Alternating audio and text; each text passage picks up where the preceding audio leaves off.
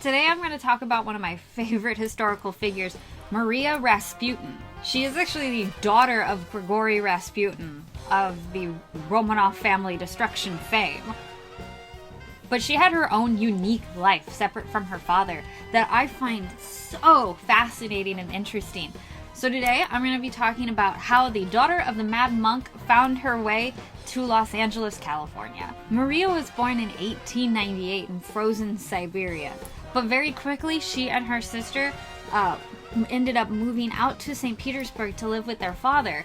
Both Maria and her sister actually became pretty good friends with the Romanov girls. Maria's fortunes start to change when in 1916 her father Grigory is murdered by Felix Yusupov and his friends to try to preserve the Romanov and Russia. The Romanovs immediately jump into action. They get her sister Maria out of the country, not even out of the country, out of the city. They set them up in one of their distant palaces. They give them money, and they try their best to kind of make up for the fact that they got her father killed. Maria is eventually forced to marry one of her father's spiritual successors, a man named Boris Solvay. I totally pronounced that wrong. I know I did.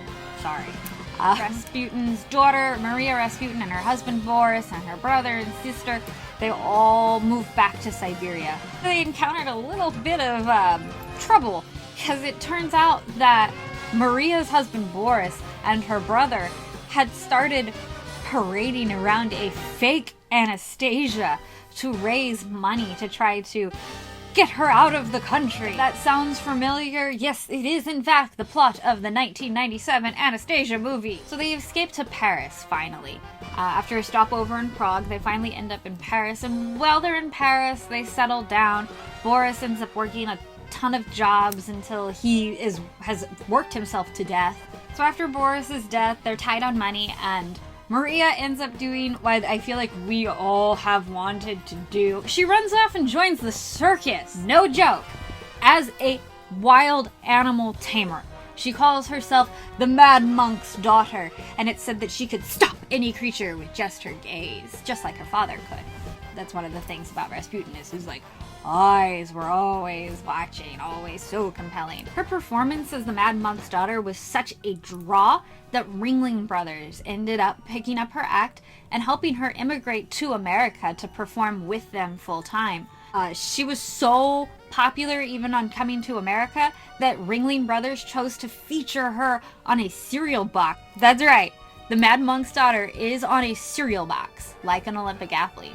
Maria ended up staying with the circus until 1935, when during a performance she is mauled by a bear.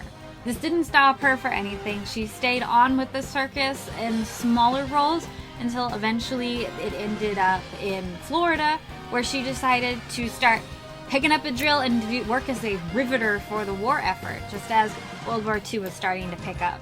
Maria was forced to retire in 1955, as a lot of women were post the war.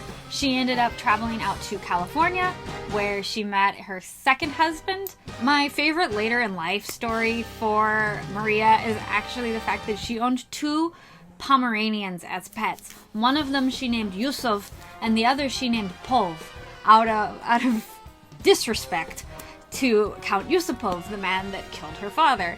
Maria Rasputin was quietly laid to rest here in Los Angeles at the Angeles Rosedale Cemetery. It's also the cemetery from Buffy the Vampire Slayer. That's part of the reason why I went there in the first place, and while I was wandering around, I came across Maria's tombstone. So I hope you guys enjoyed this little sneak peek of one of my favorite historical figures, and I really hope that you are just as fascinated by Maria as I am.